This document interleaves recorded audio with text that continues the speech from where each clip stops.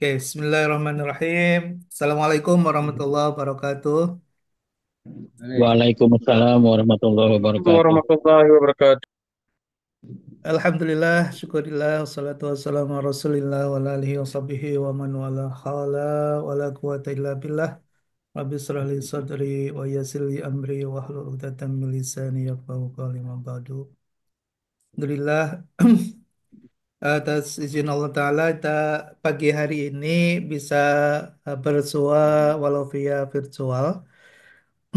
Eh, Mohon maaf sebelumnya tadi malam tidak bisa memenuhi sesuai dengan agenda dan jadwal yang sudah kita rencanakan karena di luar kekuasaan kita pesawat terdelay hampir 1,5 jam.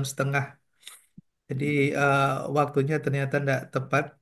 Dan terima kasih sudah berkenan untuk bisa join pagi ini. Kita lanjutkan beberapa materi yang sebelumnya ini sudah kita siapkan di awal, namun tertunda untuk kita sampaikan.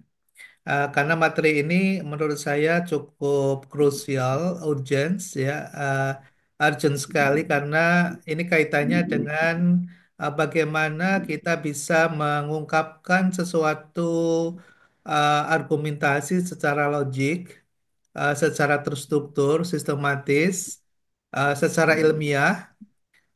Tentunya hal ini sangat dibutuhkan oleh para akademisi ya, terutama nanti ketika kita akan bagaimana meyakinkan kepada pihak lain, kepada pihak-pihak yang tentunya perlu ada suatu dialog, suatu dialektika, dialog dan tentunya dalam rangka untuk mencari suatu kebenaran ya, secara ilmiah gitu ya, mencari suatu kebenaran secara ilmiah. Nah, kebenaran ilmiah ini kan tidak bisa terlepas dari sesuatu yang bisa diterima secara logik dan tentunya kita bisa terima itu secara logik apabila ada bukti-bukti, ada fakta-fakta, ada sesuatu yang secara ilmiah, secara akal sehat bisa kita terima kebenarannya. Nah, ini butuh ya suatu konsep berpikir bagaimana pihak lain kemudian bisa mengakui atas pikiran-pikiran, gagasan-gagasan, dan argumentasi yang kita ingin sampaikan gitu. Sebagai sebuah contoh misal ya, bagaimana seorang Hatta muda ketika berada di Belanda eh, saat beliau mengungkap berbagai fakta-fakta di Indonesia pada saat itu yang berada dalam kondisi keterjajahan, tereksploitasi sumber daya alam dan sumber daya manusianya dan tidak punya kesempatan untuk bisa mendapatkan hak-hak sebagai warga negara yang mana diakui secara eh, di dalam konteks HAM misalnya, HAM itu kan sebetulnya diakui ya secara universal gitu. Nah, saat Hatta ini kemudian dianggap apa namanya, yang saya maksud Hatta itu adalah Muhammad Hatta ya, yang kemudian menjadi salah satu proklamator negara kita. Pada saat kuliah di Amsterdam, beliau sempat akan dimasukkan ke dalam penjara karena dianggap melakukan provokasi terhadap uh, para akademisi atau mahasiswa yang sedang belajar di sana. Namun ketika kemudian masuk dalam sidang uh, tuduhan itu dan tentunya kalau kemudian Hatta dinyatakan bersalah maka akan dihukum begitu. Namun apa yang terjadi kemudian dia menulis ya tentang Indonesia menggugat gitu ya. Indonesia menggugat yang kemudian ditulis oleh Hatta secara sistematis, struktural gitu ya dan logik gitu. Dan tulisan yang dibuat hampir sekitar 360 halaman itu membukakan mata bagi dunia pada saat itu, terutama bagi tim justice yang ada di Netherlands, yang tidak sempat melihat kondisi secara nyata di Indonesia, yang sebetulnya kan eksploitasi yang terjadi itu kan karena faktor uh, perdagangan ya, bukan karena faktor kenegaraan. Ya, sehingga alasan-alasan yang kemudian disampaikan oleh Hatta ini bisa diterima karena disertai dengan bukti-bukti, fakta, dan diargumentasikan dalam uh, perspektif universal. Ya, dan akhirnya Hatta dibebaskan, dan kemudian disitulah yang kita mengenal adanya uh, politik balas budi dan sebagainya, yang merupakan suatu hasil dari olahan pemikiran yang bisa diterima oleh semua orang ya, terutama dalam konteks akademik gitu. Nah, pemikiran-pemikiran untuk bisa berargumentasi gitu ya secara ilmiah itu sangat dibutuhkan. Dan saya kira walaupun terkadang ini ya, terkadang ada keterputusasaan dalam konteks politik ya, ketika uh, pemikiran-pemikiran akademik yang kemudian terkalahkan oleh kepentingan politik misalnya. Hal itu biasa terjadi ya dalam konteks kenegaraan dan kepemerintahan, karena memang di situ ada unsur penguasa yang memiliki kewenangan atau otoritas dalam mengambil suatu kebijakan tertentu atau keputusan tertentu. Namun dalam konteks dunia akademik, tentunya tidak akan bisa terbantahkan ya, ketika kita memiliki suatu fakta dan suatu bukti atas suatu pemikiran dan gagasan yang kita ajukan dalam rangka untuk mencapai suatu kebenaran, maka hal itu sampai kapanpun dan dimanapun, pemikiran-pemikiran yang logik, yang masuk akal, yang disertai dengan bukti dan fakta itu bisa diterima oleh semua orang dan semua pihak, ya, kecuali karena tadi ada konteks politik tadi ya, kecuali ada konteks politik ya. Ketika bicara tentang argumentasi ilmiah, maka uh, artinya ketika dibawa kemanapun di seluruh dunia, misalnya mau dibawa ke Malaysia, misalnya katakanlah dibawa ke US, dibawa kemanapun, ketika konteksnya adalah konteks akademik, maka itu bisa diterima, gitu ya. Nah, sebagai bagian dari masyarakat akademik, kita saya kira sudah seharusnya, apalagi nanti sebagai seorang Iya, iya. yang akan menyandang gelar doktor gitu ya, itu sangat krusial, karena ketika kita bicara di dalam suatu forum atau suatu media atau suatu uh, wilayah yang membutuhkan uh, pengakuan ya, rekognisi atas suatu gagasan. Uh, Kalau kemudian kita sampaikan tidak sistematis, tidak terstruktur, maka kita akan bisa dilihat ini dokter atau siapa begitu ya. Kan ada juga ya yang bergelar dokter tapi kalau bicara agak ngawur gitu ya. Nggak jelas, nggak terstruktur gitu. Alasan-alasan logiknya nggak bisa diterima misalnya. Nah, ini yang menurut hemat saya, calon-calon doktor gitu ya. Salah satu dari ciri keakademisan adalah keilmiahan adalah bagaimana menyusun suatu argumentasi secara ilmiah ya. Baik, mungkin eh, oke ya. Sementara saya mute dulu ya yang lain. Nanti tolong dibantu Bang Jufrizal. Saya udah jadikan sebagai co-host ya. Untuk sementara tolong dibantu di mute dulu. Nanti kalau misalnya ada yang mau bertanya, boleh raise hand. Nanti kita bisa buka mute-nya untuk kemudian kita bisa diskusi ya. Tidak harus sampai selesai. Jadi kalau ada nanti yang ingin ditanyakan atau mengkat apa yang saya sampaikan, silahkan boleh saja kita bisa diskusikan ya di tengah-tengah kita pemaparan materi ini. Ya, oke. Ini sebagai sebuah pengantar ya. Jadi tadi ketika kita ingin menyampaikan suatu argumentasi secara ilmiah, maka yang perlu kita pertimbangkan ada tiga hal ya. Yang pertama adalah kaitannya dengan klaim, ya dengan klaim. Ya ini ada istilah klaim, klaim dalam argumen. Kemudian butuh fakta, ya butuh bukti-bukti gitu. Nah, klaim ini misalnya apa? Misalnya begini.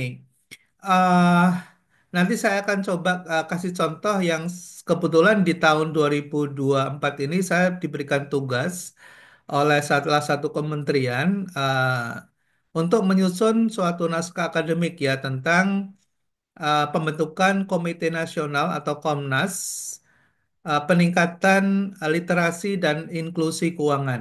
Ya, nanti akan saya coba sampaikan secara singkat ya bagaimana kita melakukan suatu argumentasi secara akademis gitu sehingga bisa meyakinkan kepada pihak-pihak terkait terutama pemangku kepentingan dalam hal ini adalah pemerintah tentunya kenapa perlu adanya Komnas ya perlu adanya Komnas tentang literasi dan inklusi keuangan. Nah, di situ saya menyusun suatu klaim ya suatu klaim. Eh, Klaim ini adalah menyatakan pembentukan Komnas Literasi dan Inklusi Keuangan itu sudah sangat mendesak, kemudian bersifat sangat fundamental, lalu kemudian memiliki impact dan dampak yang luas, dan tentunya dalam rangka untuk apa? Dalam rangka untuk meningkatkan kesejahteraan masyarakat sebagai perwujudan dari eh, tujuan pembangunan nasional kita. Ya nanti itu bisa kita apa namanya bisa kita sampaikan secara sistematis gitu ya. Lalu kemudian tidak ada alasan misalnya oh itu tidak perlu. Nah, ketika pihak lain atau pembaca atau mungkin yang bertentangan dengan argumentasi kita itu tidak ada ruang misalnya untuk menolak itu karena ketika kita bicara itu perspektif yang kita gunakan itu sangat dimensional misalnya bicara dari aspek sosiologis, dari aspek demografis, dari aspek hukum misalnya, dari aspek regulasi. Kemudian misalnya dari aspek empiris, misalnya dari aspek akademis gitu ya. Jadi perspektif pandangan kita itu harus komprehensif ya ketika ingin menyampaikan suatu argumentasi adanya urgensi kebijakan yang diperlukan. Nah, ini sebetulnya kita bisa bicara dalam skala nasional, bisa dalam skala uh, wilayah daerah tertentu, bisa juga untuk skala misalnya kebijakan dari kelembagaan gitu ya. Misalnya katakanlah kita memimpin suatu organisasi, suatu perguruan tinggi misalnya, lalu kemudian perguruan tinggi kita ingin misalnya membuat suatu apa kebijakan tentang SDM misalnya, kebijakan tentang SDM, lalu kemudian hal itu akan menyangkut atau akan berimpact atau berdampak ya pada banyak orang dan misalnya kita ingin bertujuannya untuk meningkatkan kinerja organisasi atau kelembagaan misalnya. Nah, ketika kita menyodorkan atau memprovide ide dan gagasan itu, kita tidak hanya bicara dalam konteks misalnya perspektif ekonomi saja, nggak bisa ya, karena kebijakan itu akan berdampak secara dimensional terhadap kondisi ekonomi, terhadap psikologi, sosiologi, berdampak juga terhadap hubungan antar kelembagaan, lalu kemudian juga akan berdampak juga secara apa lebih luas misalnya terhadap tingkat kesejahteraan. Jadi suatu kebijakan yang dikeluarkan oleh suatu organisasi, semakin besar organisasi itu, maka dampaknya akan semakin luas gitu ya. Nah, apalagi dalam konteks negara, ini kan sangat dimensional sekali ya. Nah, untuk sebagai suatu proses pembelajaran, sebetulnya argumentasi ilmiah yang kemudian kita wujudkan misalnya dalam suatu policy brief atau policy paper yang mendukung untuk kebijakan lokal misalnya di tingkat lembaga kita, misalnya di sebuah perguruan tinggi misalnya, memang karena eh, tidak tersedia cukup resources yang mungkin menguasai argumentasi yang mendukung dalam suatu kebijakan tertentu, biasanya tidak semua lembaga ketika membuat suatu kebijakan itu didukung dengan naskah akademik ya. Terkadang sebetulnya bagus gitu ya, sebetulnya kebijakan itu bagus gitu.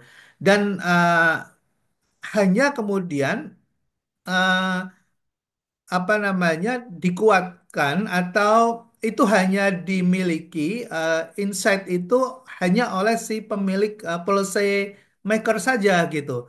Namun pihak-pihak lain mungkin tidak memahami bagaimana kebijakan itu akan diimplementasikan dan akan berdampak seperti apa tidak melalui sebuah kajian.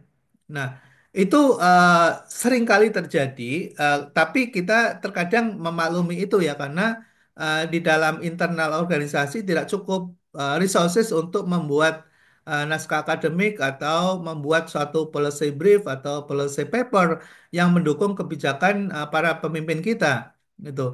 Nah, inilah yang menjadi tantangan di dunia akademik, ya, terutama kita nanti yang akan tentunya akan menyandang gelar doktor, gitu ya, dan kemudian pada suatu kesempatan kita bisa jadi dipilih menjadi seorang pimpinan. Ketika akan membuat suatu kebijakan tertentu, maka sebaiknya uh, bahkan dalam apa namanya dalam konteks urgensi seharusnya bukan sebaiknya dalam konteks urgensi dan rekognisi terhadap suatu pemikiran dalam suatu ide dan gagasan itu harus disertai dengan argumentasi ilmiah gitu ya dalam bentuk tadi dalam bentuk naskah akademik atau bisa dalam bentuk policy brief atau policy paper. Nah, ada beberapa istilah ya, ada istilah policy brief, ada policy paper, ada which paper gitu ya. Yang mungkin bagi sementara kita belum terlalu familiar dengan istilah-istilah itu, tapi saya berharap mahasiswa bisa mengikuti ya dengan istilah-istilah ini karena mau tidak mau kita dalam dunia akademik sini kan akan selalu bersentuhan ya dengan berbagai apa namanya bentuk naskah yang berorientasi atau bertujuan untuk suatu hal tertentu misalnya untuk kebijakan untuk bertujuan untuk mendukung suatu kebijakan atau bahkan sebaliknya untuk melakukan sebuah perlawanan seperti yang dilakukan oleh Bung Hatta tadi ya. Jadi argumentasi ilmiah ini sangat diperlukan dalam dunia akademik. Ya, namun karena begitu sangat kental dan kuatnya suatu apa namanya kekuasaan, sehingga terkadang alasan-alasan atau argumentasi ilmiah ini terkesampingkan ya karena hanya untuk tujuan-tujuan politik saja gitu. Nah, tanpa dilandasi dengan sesuatu yang logik, kemudian sesuatu yang masuk akal, yang kemudian secara analitis misalnya bisa membuktikan bahwa akan berdampak positif misalnya akan berdampak signifikan gitu ya terhadap sasaran dari kebijakan yang mau dilakukan. Nah, saudara sekalian, apakah masih monitor ini? Halo? Masih, Prof. Masih, Masih, Prof. Prof. Masih. Oh, masih. Lanjut, Prof. Alhamdulillah. Lanjut, Prof. Ya, Masih, Alhamdulillah. Prof. Masih. Makasih, makasih. lanjut, Prof. Ya, nanti kalau misalnya ada yang mau bertanya silakan ya. Nah, ini bagaimana membangun sebuah klaim ya, sebuah klaim. Klaim ini sangat penting, yaitu misalnya tadi biasanya klaim ini kaitannya dengan judul, judul apa yang mau kita tulis. Contohnya misalnya uh, tentang urgensi pembentukan uh, tadi yang saya sebutkan ya, ada Komite Nasional atau Komnas untuk peningkatan literasi dan inklusi keuangan misalnya. Kenapa butuh Komnas ini gitu ya?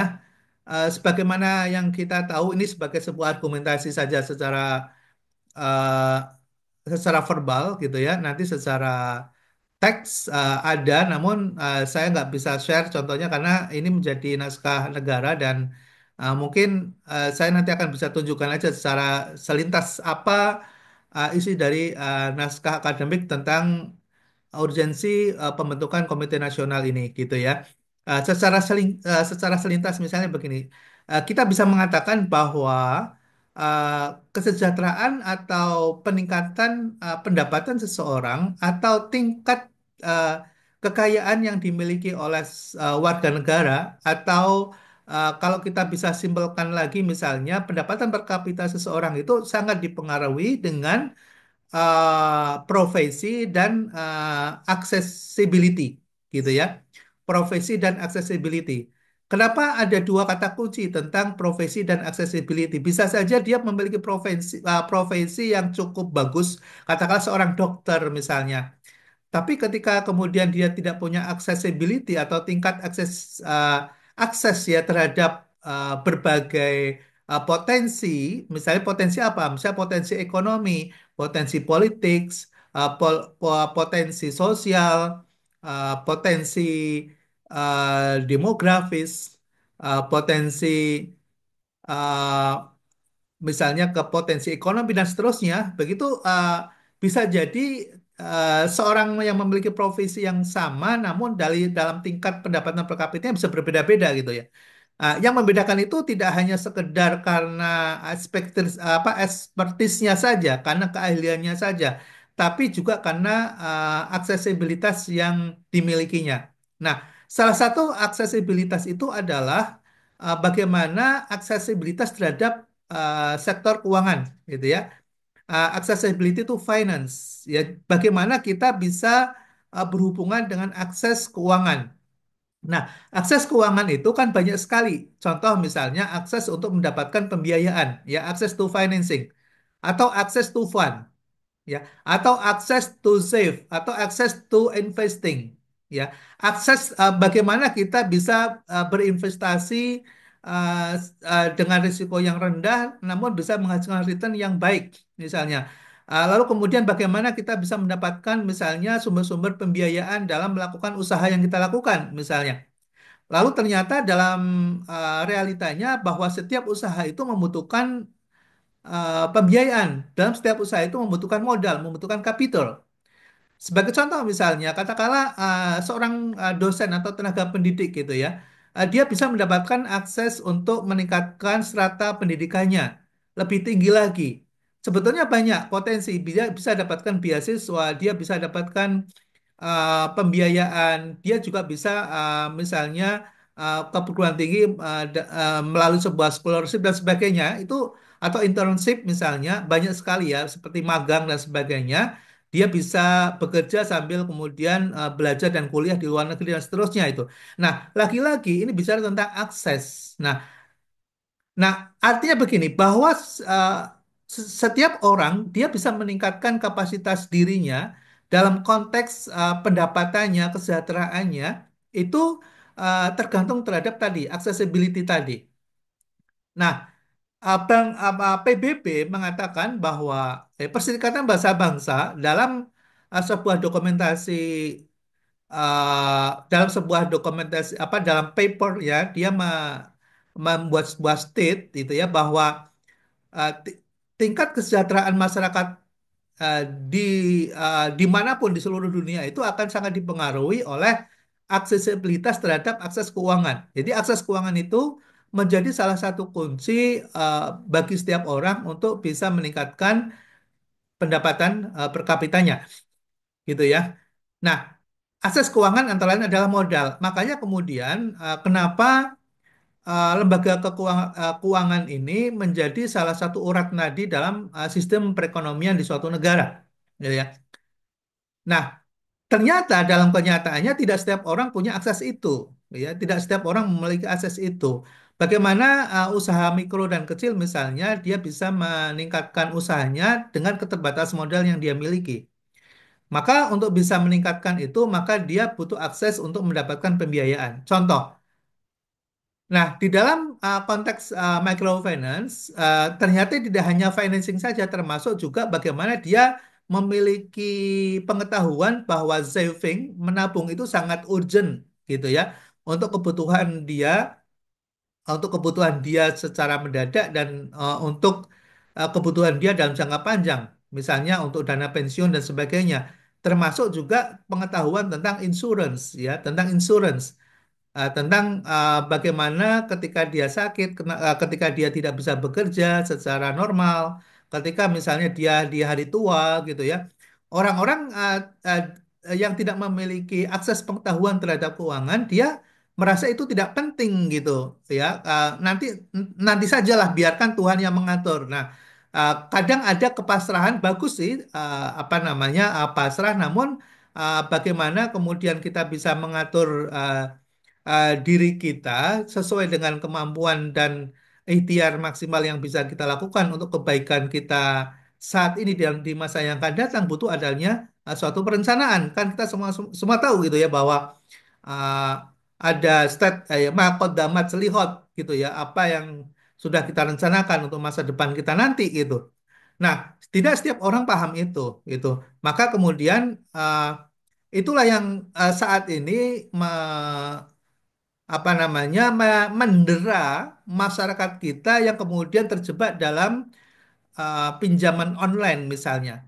Kenapa sih ada sekitar ada sekitar berapa yang dilaporkan itu sekitar 8,7 juta orang yang terjebak di dalam pinjaman online yang tidak bisa mengembalikan ya. Dan kemudian dia hidup dalam sebuah tekanan terus-menerus tiap hari dihubungin oleh tentunya oleh debt collector gitu.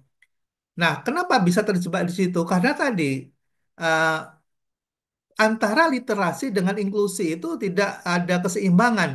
Di dalam sebuah penelitian terakhir di tahun 2022 bahwa tingkat inklusi kita itu sudah di angka sekitar 86%.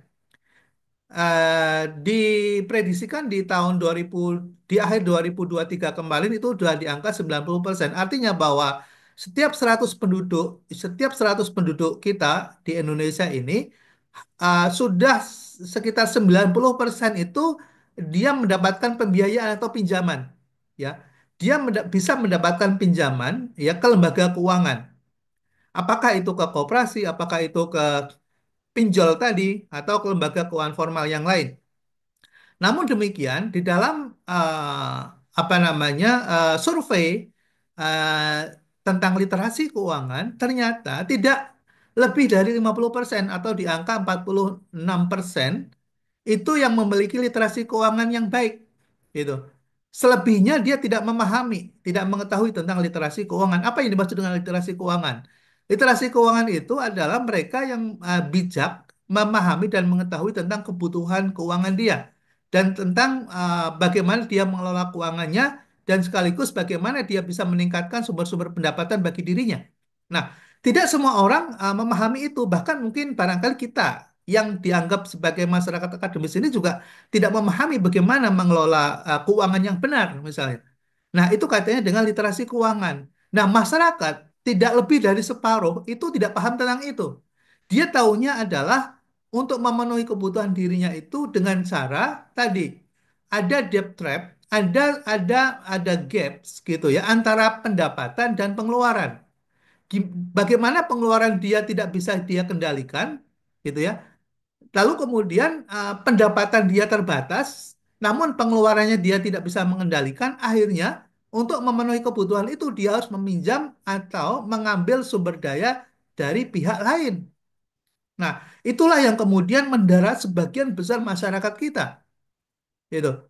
Nah, itulah yang kemudian mengakibatkan uh, tadi apa namanya secara psikologis masyarakat kita tidak sehat karena ternyata tutup lubang gali lubang gitu ya, terutama untuk masyarakat menengah ke bawah gitu yang tidak memahami dan tidak memiliki kapasitas untuk itu. Nah, ini yang kemudian butuh ada suatu komite khusus apalagi sekarang dari survei yang terakhir, mungkin Bapak Ibu sekalian mendengar bahwa ternyata ada relasi yang kuat dan signifikan ini dari suatu studi yang dilakukan. Nanti kita bisa juga membuktikan itu benar atau tidak hipotesis ini dan kemudian dilakukan survei. Ternyata ada hubungan yang erat antara judol dengan pinjol, gitu ya. Ternyata banyak anak-anak muda yang kemudian terjebak dalam pinjaman online yang kemudian aliran uangnya itu dari PPATK menelusur ternyata digunakan untuk judol, ya, untuk judi online, itu. Dan bahkan di judi online ini angka angka apa namanya perputaran omsetnya itu sudah di angka 360 triliun. Nah, sementara di pinjaman online itu udah 130 triliun. Nah, kemudian setelah ditelusur, ternyata eh, banyak anak muda yang kemudian menggunakan tadi fasilitas itu untuk aktivitas seperti itu. Nah, ini lagi-lagi bicara tentang literasi juga, ya bicara tentang literasi juga. Nah, maka kalau ini kemudian dibiarkan terus, maka jangan-jangan di antara keluarga kita ada yang terjebak dengan hal itu juga, begitu. Nah, butuh ada suatu keseriusan dari pemerintah dalam menghandling problematika masyarakat ini melalui sebuah komite yang secara dedicated, ya full dedicated untuk bisa menyelesaikan persoalan ini tidak hanya dalam jangka pendek, tapi dalam jangka panjang gitu. Bagaimana meningkatkan literasi dari 46% itu harus seimbang dengan angka inklusinya. Di beberapa negara maju seperti atau bahkan negara tetangga kita di Malaysia itu gapnya antara literasi dengan inklusi itu tidak lebih dari 5%. Jadi artinya ketika inklusinya itu 90%, mereka 96% inklusinya, itu literasinya sudah di angka 88%. Jadi gapnya itu sekitar 5%, 7%. Ya, more or less sekitar 5 to 7%. Nah, sementara kita gapnya itu 100%. Bayangkan. Ya, ini yang kemudian mengakibatkan bahkan mungkin kita juga sebagai tenaga akademik atau tenaga pendidik misalnya nggak sempat juga di tengah-tengah apa kita mengajari anak didik kita mungkin di level SMP, SMA, apalagi SMA, apalagi mahasiswa gitu ya. Nggak pernah cerita tentang kondisi ini misalnya sehingga mereka tidak tahu mana yang benar dan mana yang salah. Ya, karena mungkin bisa jadi sumber literasi kita juga terbatas gitu ya. Sumber literasi kita sebagai seorang pendidik terbatas gitu ya untuk meliterasi bagaimana agar anak didik kita tidak terjebak dalam debt trap. Nah, itu ini sebetulnya saya sedang berargumentasi sebetulnya ya. Yang kemudian saya tulis itu secara terstruktur kepada pemerintah bahwa perlu ada komite nasional ya tentang peningkatan literasi ya tentang peningkatan literasi keuangan itu ya. Nah, Bapak Ibu sekalian, mungkin saya coba lihatkan tulisan saya ya, tulisan saya. Saya stop dulu. Oke. Eh, ini bentuk argumentasi. Bentuk argumentasi eh, yang terlihat nggak ya tulisan dalam bentuk eh, Word, MS Word kelihatan? Kelihatan, Prof. Terlihat, Prof. Lihat ya. Nah, Jelas, terima jelas. kasih. Ini insya Allah tahun depan ini sudah kita serahkan. Ini kebetulan yang judulnya ini, judul naskah akademik yang saya susun adalah pembentukan Komite Nasional Peningkatan Literasi dan Inklusi Keuangan. Ya. Nah, isinya seperti apa? Isinya saya lihatkan di daftar isinya ya, biar kita paham. Ketika kita membuat suatu naskah akademik, apa sih yang kita susun? Ya, apa yang kita susun? Ini ini daftar isinya, ya daftar isinya. Ada executive summary pasti, karena di sini kita membaca executive summary saja sudah akan memahami secara keseluruhan apa isi dari naskah akademik ini. Ya, executive summary itu isinya. Lalu kemudian ada pendahuluan, pasti. Kemudian ada kajian teoritis dan praktek empiris. Nah, ada kajian teoritis. Jadi teoritis itu berdasarkan pada konteks teori dan konsep-konsep yang selama ini sudah dikembangkan oleh oleh beberapa negara, kemudian international best practice gitu ya dipraktekkan di berbagai negara di dunia gitu. Nah, ini kita bikin kajian ya, kajian yang dilakukan baik di dalam maupun di luar negeri. Gitu ya. Makanya di sini ada kajian praktek terbaik program literasi dan inklusi keuangan di dunia. Maka kita ketika berargumentasi kita harus bisa merekognisi bahwa ini tidak hanya di konteks lokal, nasional, tapi juga konteks global gitu. Lalu kemudian analisis keterkaitan dengan hukum positif. Nah, ini juga penting ketika kita bicara tentang suatu naskah akademik. Jadi tidak boleh bertentangan dengan sistem perundang-undangan yang berlaku di mana ide atau gagasan itu mau dijalankan, ya. Jadi kalau kita bertentangan, maka tentunya ini akan ditolak, gitu. Maka kita harus berargumentasi tentang gagasan dan ide kita itu eh, sesuai dengan hukum positif yang berlaku ya di negara. Ini. Kemudian landasan filosofis, sosiologis, ya. Secara filosofis bagaimana, secara psikologis, sosiologis bagaimana, secara yuridis bagaimana. Nah, itu kita harus bisa menjelaskan. Lalu kemudian baru bicara tentang mengkaji tentang kelembagaannya, ya. Ini kita lembaganya, mekanisme koordinasinya nanti bagaimana, strukturnya bagaimana, kemudian mekanisme koordinasinya bagaimana, menyusun program kerja bagaimana, kemudian apalagi mensinkronisasi misalnya dengan antara pusat dengan daerah seperti apa, kemudian sistem monefnya bagaimana. Ini bicara tentang nanti ketika mau implementasi, ya. Lalu kemudian sasarannya, sasaran, pertimbangan, sasarannya itu siapa, gitu ya. Struktur komitenya nanti bagaimana, kemudian sistem leadershipnya bagaimana. Kemudian bicara tentang penguatan sinerginya, gitu ya. Bahkan bicara dari sisi anggaran, alokasi penganggarannya nanti bagaimana untuk menjalankannya. Ini membutuhkan pengetahuan, membutuhkan ruang lingkup pemahaman yang luas, ya. Nah, inilah seorang akademisi harus bisa menyusun seperti ini, ya. Seharusnya bisa menyusun seperti ini. Saya ganti ya, bukan semestinya, tapi seharusnya bisa. Karena apa? Karena kita sudah diajarkan tentang bagaimana melakukan suatu argumentasi secara ilmiah. Jadi argumentasi secara ilmiah itu harus didukung dengan tadi ya, dengan klaim dan bukti-bukti.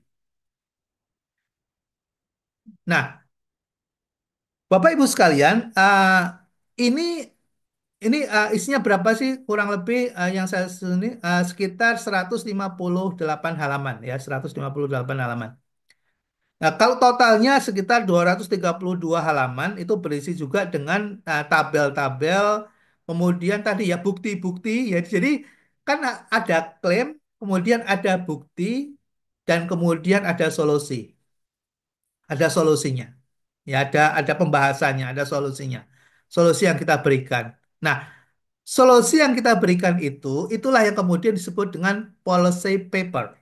Disebut dengan policy paper. Nah, policy paper itu dasarnya dari apa? Nah, dari suatu naskah akademik. Oke, saya tutup dulu, kemudian saya lihatkan bagaimana policy paper, ya, policy paper atau policy brief. Oke, policy paper. Tadi saya sudah sempat share ya, saya sudah sempat share di di grup tentang struktur bagaimana menyusun policy brief atau policy paper. Oke,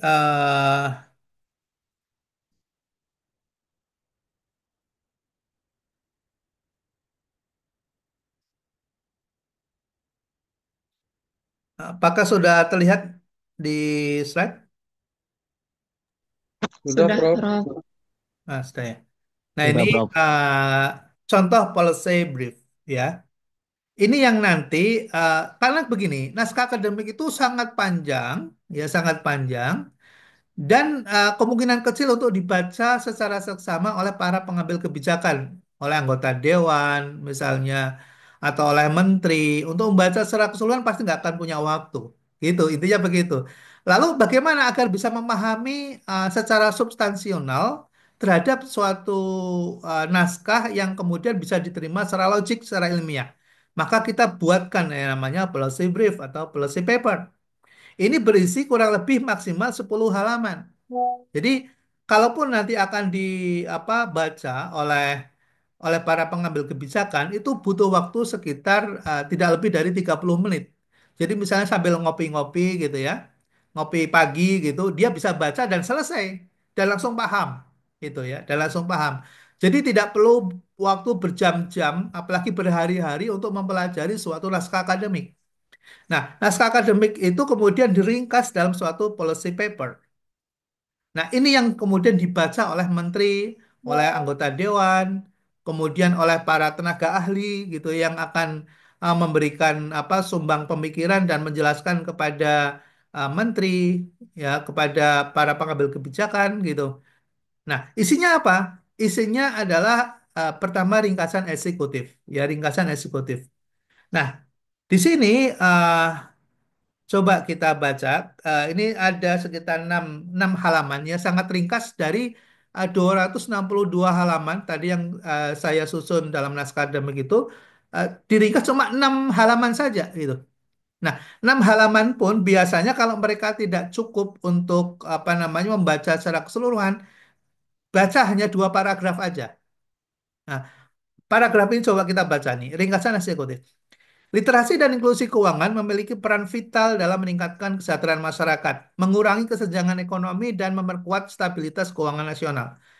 Meskipun Indonesia telah mencapai kemajuan signifikan dalam meningkatkan literasi dan inklusi keuangan, masih terdapat kesenjangan yang perlu diatasi.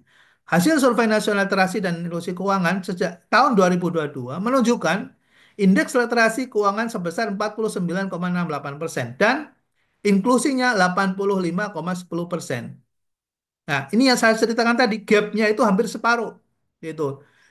Jadi masyarakat itu apa namanya sudah terlayani oleh pinjaman dan pembiayaan dia bisa akses, ya hampir 10 dari penduduk kita 9-nya itu udah bisa pinjam uang, gitu. Tapi mereka tidak tahu uang itu harusnya digimanakan untuk apa dan seterusnya itu tidak paham. Hanya separuh saja, gitu ya, yang paham. Nah, untuk mengakselerasi peningkatan literasi tadi secara efektif dan terkoordinasi diperlukan pembentukan Komite Nasional Peningkatan Literasi dan Inklusi Keuangan, Komnas LIK. Nah, Komnas LIK ini berfungsi sebagai lembaga koordinatif yang mensinergikan upaya peningkatan literasi inklusi dari berbagai pemangku kepentingan. Komite ini akan merumuskan kebijakan strategis, mengkoordinasikan implementasi program, melakukan monitoring dan evaluasi dalam pencapaian target literasi. Pembentukan Komnas LIK diharapkan dapat mempercepat pencapaian target inklusi keuangan sebesar 90% pada tahun 2024 sebagaimana diamanatkan dalam Peraturan Presiden Nomor 114 2020 tentang Strategi Nasional Keuangan Inklusif. Oke, ini yang kita buat ya untuk kemudian 2025 akan menjadi dasar kebijakan. Nah, isinya apa di dalam policy brief setelah executive summary itu kalau mau dibaca secara lengkap pendahuluannya, ada pendahuluannya, kemudian ada latar belakangnya, lalu kemudian ada pernyataan kebijakan, tujuan kebijakan untuk apa, untuk mengakselerasi, untuk mensinergikan, untuk merumuskan kebijakan, untuk memperkuat perlindungan konsumen, untuk memastikan pencapaian terjadi inklusi, gitu ya. Kemudian profil kebijakan itu isinya apa? Isinya adalah tentang urgensi pembentukan Komnas, yaitu dibentuk sebagai apa? Lembaga koordinatif di bawah koordinasi Kementerian Koordinator Bidang Perekonomian. Komnas LIK akan beranggotakan siapa saja perwakilan dari berbagai kementerian dan lembaga terkait, regulator sektor keuangan, asosiasi industri, akademisi, dan perwakilan masyarakat sipil. Ini profil kebijakan, jadi melibatkan kementerian, kemudian kementeriannya juga sudah kita bisa state di sini, yaitu bidang perekonomian. Ya, kemudian anggota dari Komnas itu siapa? Perwakilan-perwakilan dari kementerian dan kelembagaan terkait, regulator, asosiasi industri, dan akademisi, serta masyarakat sipil. Aktor kuncinya, nah ini juga penting di dalam policy brief. Siapa nanti yang akan terlibat? Pemangku kepentingan, yaitu dari nomor 1 sampai nomor 11. Ini secara keseluruhan. Jadi kita sebut secara state-nya, ya, Kemenko, kemudian OJK, BI, Kemenq, Kemendagri, Kemendikbudristek, kemudian Kominfo, Kemenkop, Asosiasi Industri, Lembaga Pendidikan, organisasi masyarakat sipil. Nih, aktor kunci kebijakan kita sebutkan karena nanti kalau ingin tahu secara detail gitu ya, masing-masing peran dari para pemangku kepentingan itu sudah dijelaskan di dalam naskah akademik. Ya, sudah dijelaskan di dalam naskah akademik. Lalu alasan mengapa kebijakan ini perlu ya. Nah, ini disebutkan nih koordinasi terpusat, pendekatan komprehensif, perumusan kebijakan berbasis bukti, akselerasi inovasi, kemudian penguatan pelindungan konsumen. Ini urgensi kenapa itu penting. Lalu kemudian dibahas. Nah, ini dibahas 1, 2, 3, 4, 5, 6 sampai 8. Nah, baru kesimpulan dan rekomendasi. Rekomendasinya segera menerbitkan peraturan presiden. Melakukan pemetaan komprehensif, mengembangkan platform digital, memperkuat kerjasama dengan lembaga pendidikan, meningkatkan pemanfaatan teknologi, dan seterusnya. Nah, ini rekomendasi yang bagi pembaca terutama policy maker gitu ya, apa ya apa yang mereka harus lakukan. Dengan rekomendasi ini mereka bisa melakukan tindak lanjut gitu. Oke, saya tutup.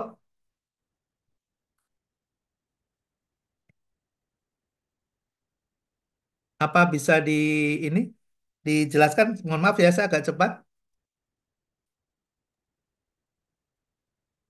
Ada yang mau ditanyakan?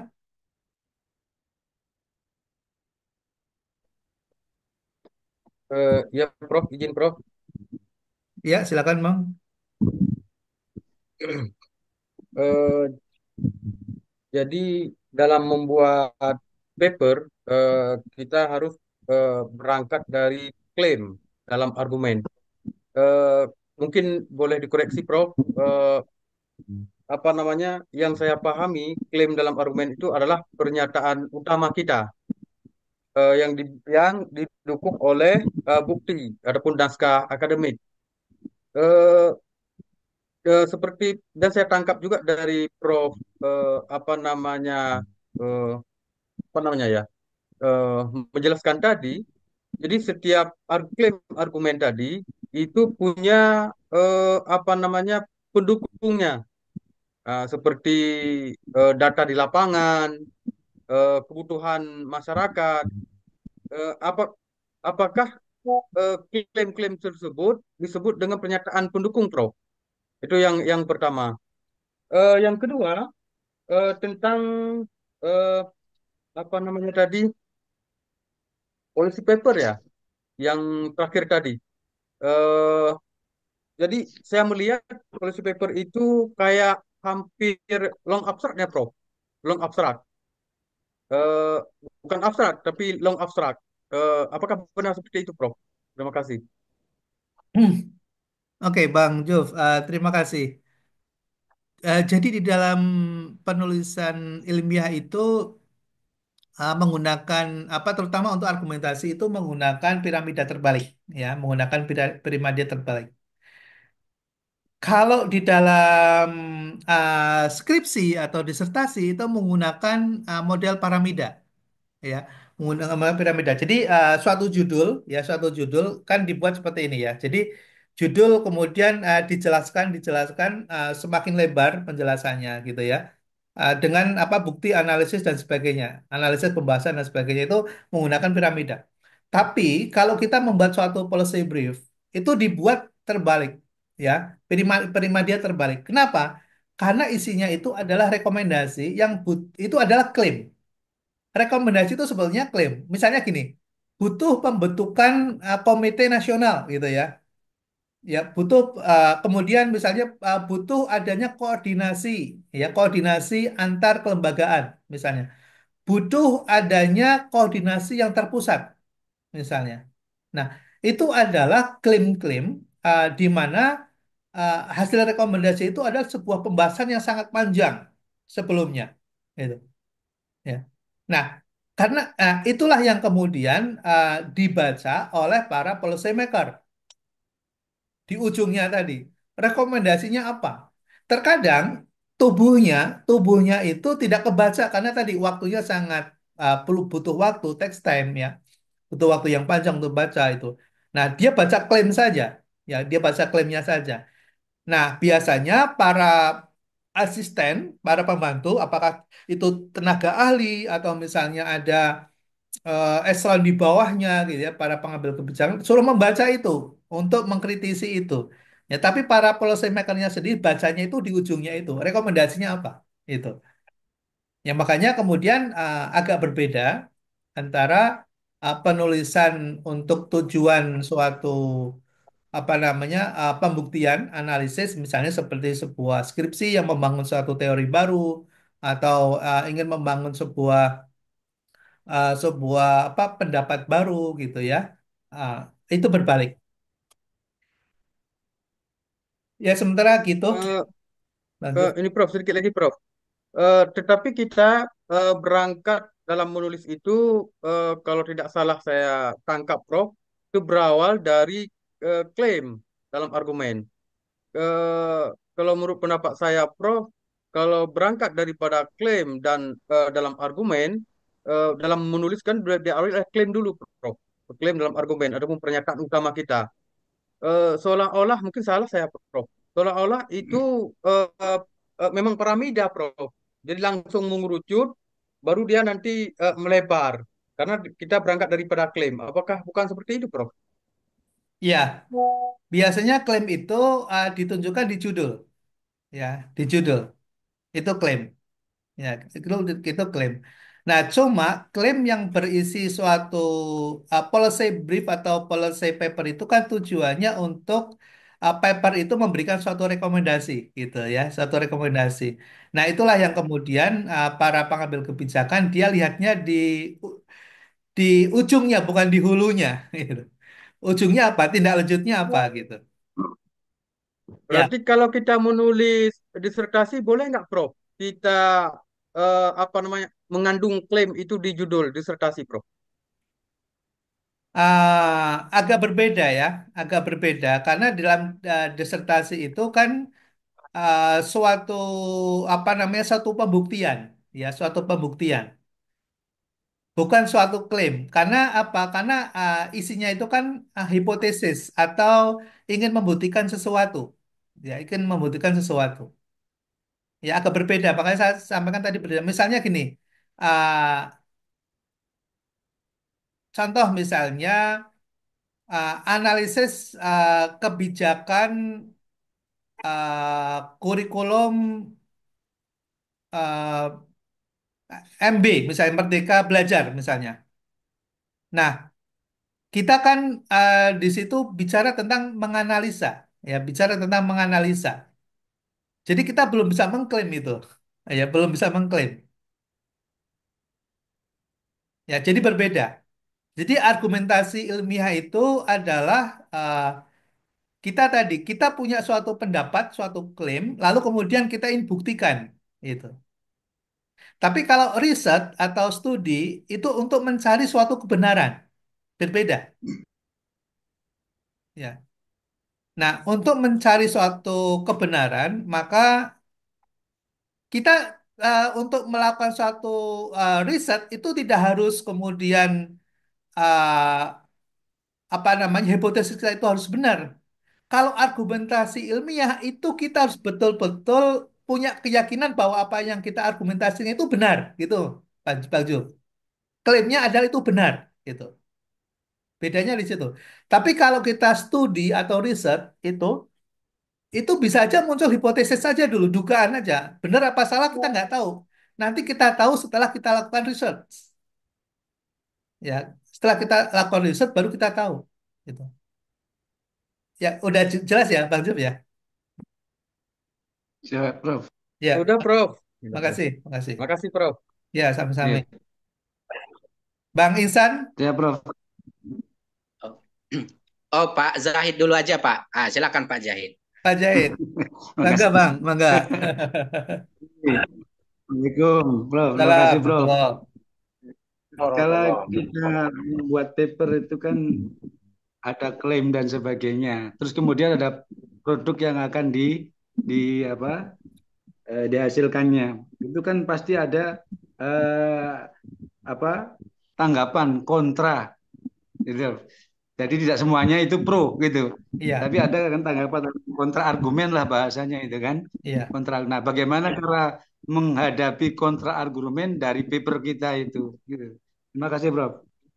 iya. Makasih, Bang Jahit. Jadi betul sekali apa yang disampaikan oleh Bang Jahit tadi. Di dalam naskah akademik, itu ada pro cons. Ya, ada pro dan cons. Dan itu harus kita temukan di dalam suatu naskah akademik itu. Dan kita harus munculkan di situ. Mana yang pro dan mana yang cons. Ya, sama ketika misalnya bicara tentang Undang-Undang P2SK, ada namanya pemberdayaan dan penguatan sektor keuangan namanya. Ini yang kemarin cukup ramai gitu ya. Karena di dalam apa undang-undang itu salah satunya salah satu pasal menyebutkan bahwa koperasi misalnya itu diawasi oleh otoritas jasa keuangan misalnya. Nah, ketika bicara tentang koperasi itu diawasi oleh OJK, itu ada yang pro dan ada yang cons gitu. Nah, di situ disebutkan di dalam naskah akademik itu apa yang punya alasan pro dan apa yang punya alasan cons. Karena kalau kita nggak sebutkan, maka itu menunjukkan kelemahan kita dan itu pasti nanti akan dihujat atau diserang oleh yang eh, yang yang berseberangan Banyak. dengan argumentasi kita. Itu. Tapi kalau kita sudah sebutkan di situ, maka itu dengan sendirinya akan dengan sendirinya sudah terjawab ya di dalam naskah akademik itu.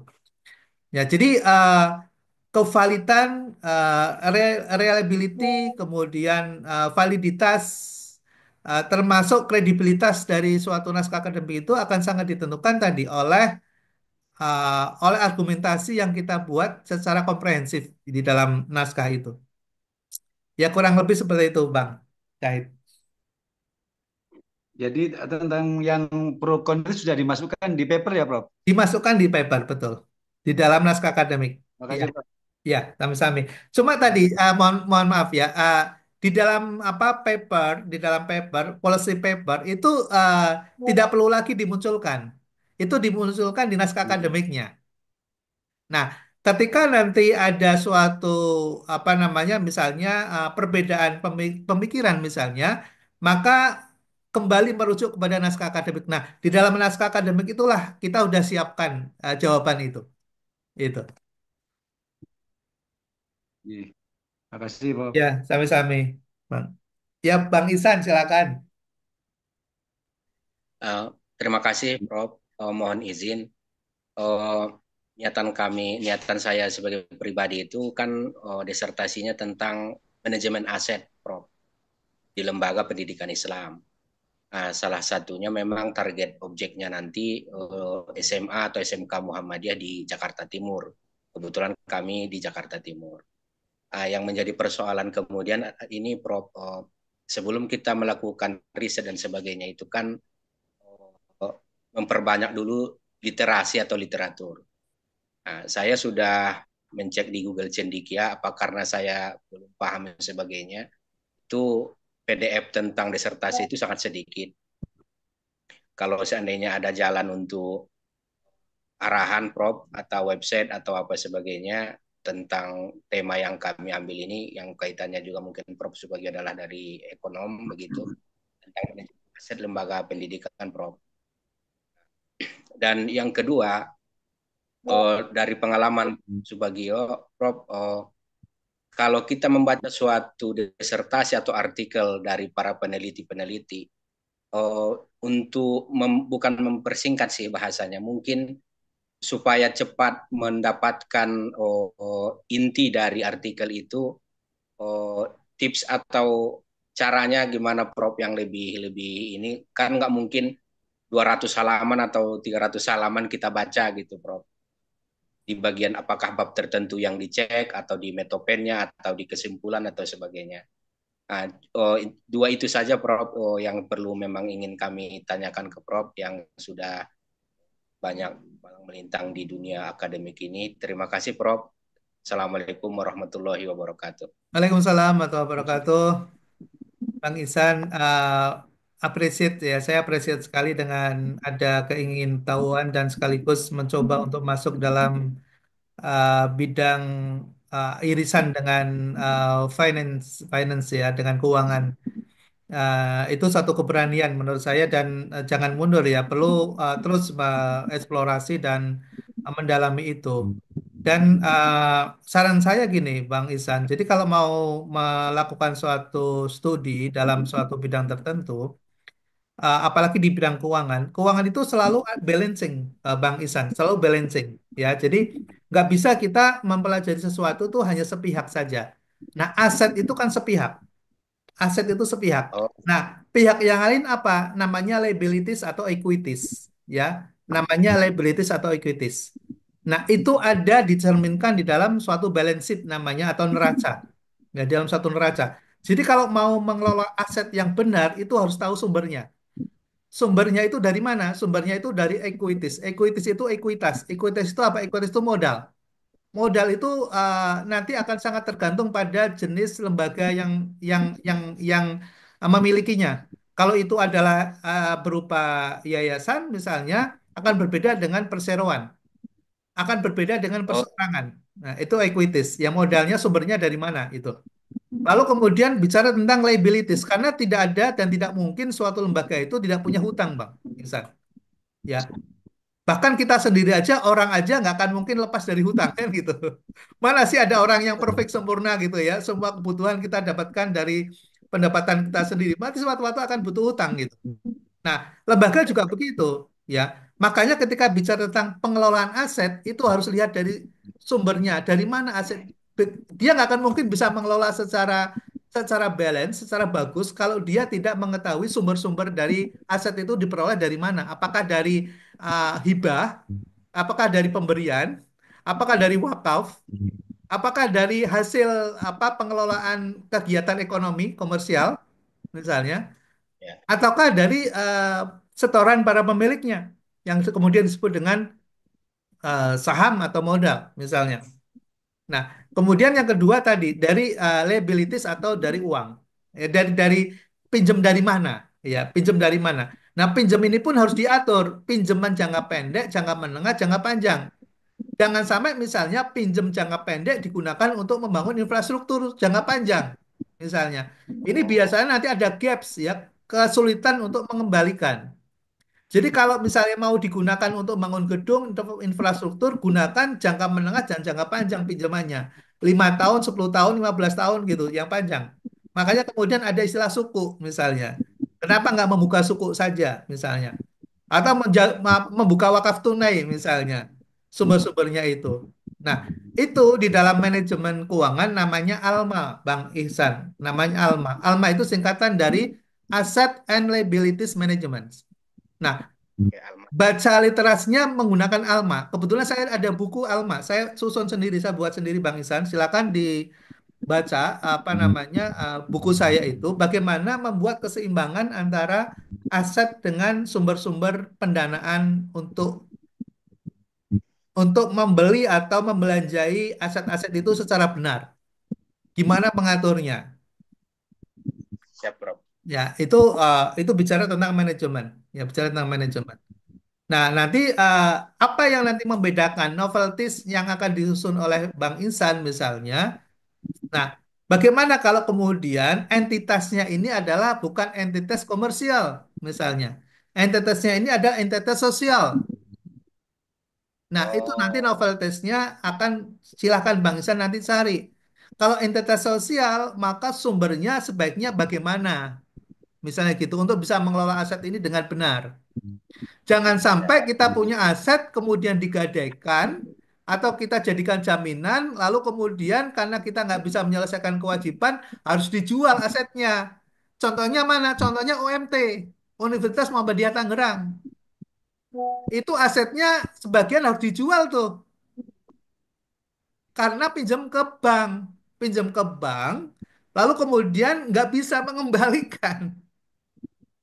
Coba baca itu yang lagi ramai sekarang viral. Nah, itu kesalahan dalam manajemen aset, Oh iya, ya. Dia salah mengambil pinjaman jangka pendek untuk membangun infrastruktur jangka panjang. Nggak matching.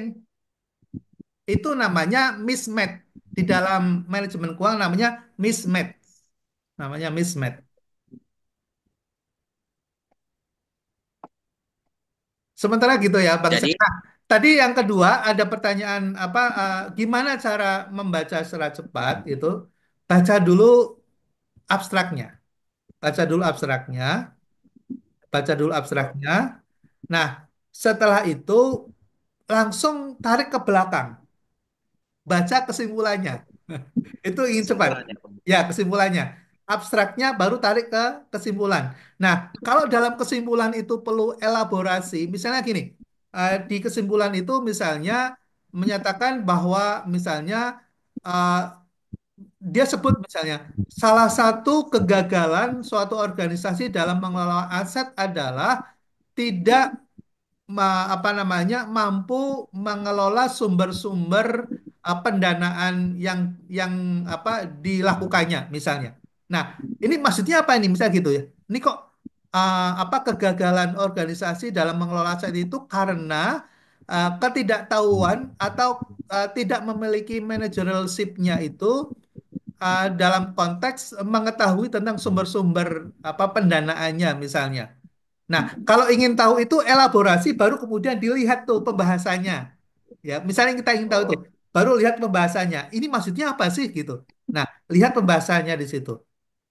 Lihat pembahasannya. Nah, dibacalah di situ nanti akan ketahuan oh yang dimaksud dengan ketidakmampuan dalam managerialship dalam pengelolaan sumber dana itu adalah ini organisasi tidak paham bagaimana mendapatkan sumber-sumber pendanaan yang aman untuk mendanai infrastruktur, misalnya gitu. Nah, nanti di situ kan dianalisa tuh, ada dijelaskan tuh, ya, bagaimana apa namanya sistem apa manajemen pengelolaan dan sebagainya itu di situ dijelaskan.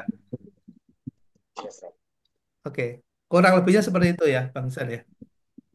Izin lagi, yang untuk mengakses seperti jurnal yang berkaitan tentang manajemen aset itu arahan ada Prof. Arahan dari Prof yang bisa saya baca maksudnya yang bisa nanti kami akses. Ah, nanti bisa baca buku saya itu, Manajemen Alma. Kebetulan namanya persis ya, Manajemen Aset dan Hutang. Ya, Manajemen Aset dan Hutang. Nah, di situ ada Ya, Prof. referensi yang saya gunakan. Itu aja ditarik tuh referensinya. Ya, Siap, Prof. Makasih, ya, Prof. ya, kami. Ada lagi mungkin? Izin Prof, mungkin sedikit lagi. Ya, silakan Bang. Eh, dalam menulis paper ataupun disertasi, kita kan tadi beranjak, kalau menulis paper tadi beranjak dari klaim, Prof. Kalau tidak salah saya. Jadi, apakah di dalam penjabaran kita di bawah, kita membutuhkan perdebatan-perdebatan akademik, Prof? Atau hanya kita lihat satu sumber saja, atau memang perlu perdebatan-perdebatan akademik, kita lihat beberapa sisi, kita cocokkan, baru nanti akan ditarik kesimpulan di belakangnya. Bagaimana, Prof? Arahannya. Terima kasih. Ya, makasih Bang Juf. Jadi kita perlu bedakan antara naskah akademik dengan argumentasi ilmiah yang ada di dalam suatu policy brief. Policy brief itu atau policy paper itu tulisan pendek yang berargumentasi untuk menyampaikan suatu ide atau gagasan tentang urgensi terhadap suatu topik tertentu, ya terhadap suatu kebijakan tertentu, ya suatu kebijakan tertentu.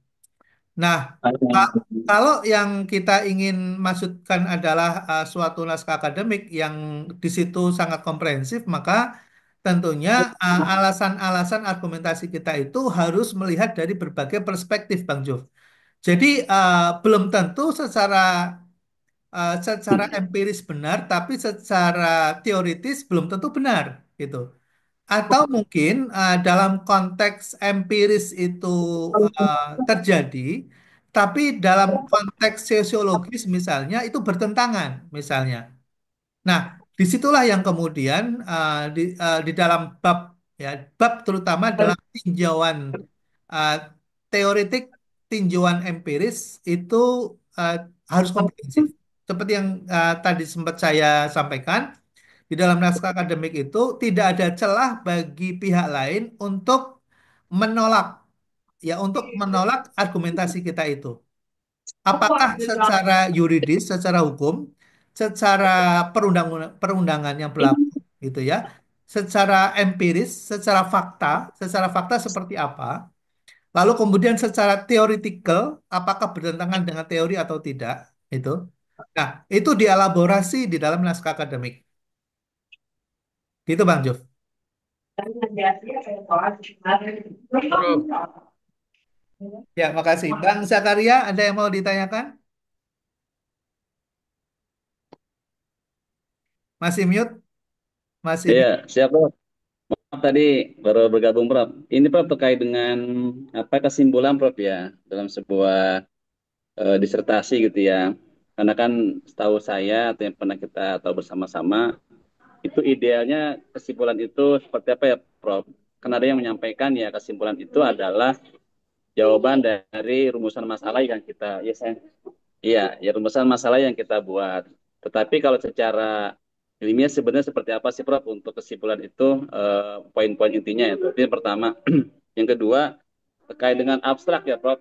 Tadi kan Prof menyampaikan bahwa iya saya kena mati ya. Eh, Prof menyampaikan bahwa abstrak itu kan tadi kalau kita ingin meringkas sebuah bacaan tulisan disertasi kita bisa dari abstraknya. Nah ini seperti apa pemohon arahannya ya supaya kami juga betul yakin apa yang kami sampaikan nanti karena kami kan calon dokter Prof ya. Dan sampai tadi ditanya kami tidak menjawab secara ilmiah gitu Prof. Hmm. Makasih Prof. Mohon arahannya. Baik, makasih Bang Zakaria Tunuhun. Jadi gini ya, kita perlu bedakan antara kesimpulan dengan abstrak ya. Kesimpulan itu adalah intisari dari pembahasan, ya intisari dari pembahasan. Nah, sedangkan abstrak itu adalah intisari dari keseluruhan apa namanya isi paper kita. Jadi dalam abstrak itu ada judul kita, ada tujuan riset kita, ada metodologi yang kita gunakan, ada alat analisis yang kita gunakan, ya metode pendekatan apa, gitu. Kemudian hasil pembahasan findingnya itu apa, dan kesimpulannya apa. Kesimpulan itu juga ada di dalam apa namanya di dalam abstrak ya di dalam abstrak itu. Nah, sedangkan kesimpulan di dalam suatu riset atau penelitian itu adalah hasil atau intisari dari pembahasan. Itu saja sih kuncinya, Bang Zakaria. Ya Prof. Jadi Ya, lebih Prof. mantap ya Prof nih. Gak Ya, ragu-ragu lagi nih. ya mudah-mudahan udah Prof. bisa dibedakan ya. Karena kan kadang kesimpulannya itu kemudian menjelaskan tentang tujuan dan sebagainya itu salah itu kalau ada yang membuat sebuah kesimpulan lalu Ya. kemudian jadi kesimpulannya dimaksud kesimpulan dari pembahasan ya apakah itu disertasi apakah tesis apakah itu skripsi itu kesimpulannya dimaksud adalah kesimpulan dari hasil pembahasan. Izin Ya, lagi, Prof. Prof. Saya dulu kali Bang ini ya. Isan, ya Ya, ya. silakan Bang Isan. Oh, kalau seandainya kita melihat tadi umpamanya penelitiannya manajemen aset di lembaga pendidikan dan tadi disebutkan oleh Prof entitasnya nanti ujungnya adalah sosial, maka metode penelitiannya berarti berbasis kuantitatif ya Prof ya, apa kualitatif atau campuran? Saya sarankan samburan Bang Isan, saya sarankan samburan Prof, makasih Prof. ya. Sama-sama. Saya Prof. Sekali lagi, Saya Selamat, Prof. Hmm. oh ya silakan silakan. ya makasih Profesor. Tadi Pak Profesor menyampaikan bagaimana cara eh, membuat struktur argumen yang secara jelas tadi, bagaimana bukti klaim, kemudian argumentasi serta membangun klaim. Eh, yang tidak kalah penting adalah tadi juga Profesor menyampaikan tentang topik, ya. Topik merupakan hal yang paling pertama mungkin ketika membuat argumen ilmiah. Tadi Profesor juga membahas tentang eh, kondisi di lapangan itu direlevansikan dengan eh, eh, kondisi keilmiahan. Nah, mungkin kalau misalkan saya coba mau tanya, Prof, relevansi argumen ilmiah sesuai dengan kebutuhan yang ada. Dimana kalau misalkan bicara tentang manajemen keuangan, ini di pendidikan Islam ini agak sedikit masih abu-abu dan ini merupakan bagian dari kelemahan dari banyak lembaga-lembaga pendidikan di Islam. Nah, bagaimana cara mengidentifikasi relevansi argumen ilmiah agar sesuai dengan kebutuhan yang ada, Prof? Terima kasih. Ya, Mas Mas Selamat, saya panggil Mas saja. Kalau Selamat biasanya orang kampung saya nih. Mas Selamat. Gimana kita bisa melakukan kontekstualisasi di dalam sebuah argumentasi ilmiah uh, ketika kita bicara suatu entitas sosial misalnya, namun konteks yang kita bahas adalah kaitannya dengan sesuatu yang mungkin beberapa pendapat orang itu ada sesuatu yang komersial. Bicara tentang finance, kadang kita melihatnya itu perspektif komersial gitu ya. Padahal kalau dalam konteks keilmuan, financing itu apa sih? Keuangan itu apa sih? Keuangan itu kan bagaimana? Ada dua kegiatan utama di dalam keuangan. Keuangan itu apa sih? Keuangan itu adalah bagaimana kita bisa mendapatkan sumber-sumber pendapatan atau pendanaan, gitu ya. Dan bagaimana cara menggunakan dana itu secara efektif dan efisien. Gimana kita bisa menyalurkan dana itu secara efektif dan efisien. Ya, itulah finance ya, kegiatan untuk menghimpun dana dan menyalurkan dengan baik dan benar. Ya, sesuatu yang baik belum tentu benar. Ini yang perlu kita pahami. Makanya ada istilah efektivitas dan efisiensi. Dia mungkin efektif tapi tidak efisien. Bisa jadi dia efisien tapi tidak efektif. Ini dua hal yang berbeda. Nah, di dalam konteks akademik itu kita harus memahami diksi dengan benar. Itu yang paling paling harus kita pegang. Ya, di dalam dunia akademis itu kita harus memegang tentang diksi. Contoh sederhana misalnya diksi tentang ketahanan dan kedaulatan misalnya. Contoh ini yang saya sering sampaikan. Contoh sederhana. Konteks Indonesia bicara saat ini adalah bicara tentang ketahanan pangan. Ini contoh sederhana. Ini kalau dalam dunia akademis kita harus melakukan mengkritisi tentang apa yang disampaikan oleh pemerintah. Bicara tentang ketahanan pangan itu adalah bicara tentang bagaimana menyediakan kebutuhan pangan secara aman, secara stabil dan aman. Ya, secara stabil dan aman. Artinya gini, ketersediaan sumber bahan pangan bagi masyarakat itu tersedia. Itu bicara tentang ketahanan pangan. Jadi artinya kalau misalnya Bang Ahmad Jahid mau butuh beras, ada beras.